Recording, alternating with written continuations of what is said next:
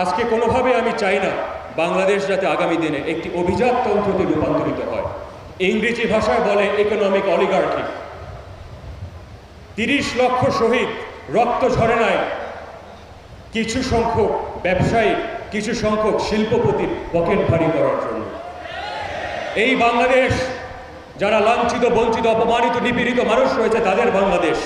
এই বাংলাদেশ আগামী দিনে পিছিয়ে ফেলা মানুষগুলোর বাংলাদেশ হবে ইনশাল্লাহ। আজকে অতীতের মধ্যবিত্ত আজকে নিম্নবিত্তের কাতারে চলে গেছে। অতীতের নিম্নবিত্ত আজকে গরিবের কাতারে চলে গেছে। অতীতের গরিব আজকে হতদরিদ্রের কাতারে চলে গেছে। এটা হচ্ছে বর্তমানের বাস্তবতা। মূল্যস্ফীতির তীব্রতা আপনারা সকলে অনুভব করছেন। বাংলাদেশে আজকে কোটি কোটি মানুষ, নীরব একটা জনগোষ্ঠী অর্থনৈতিক হাহাকার দিয়ে পার করছে।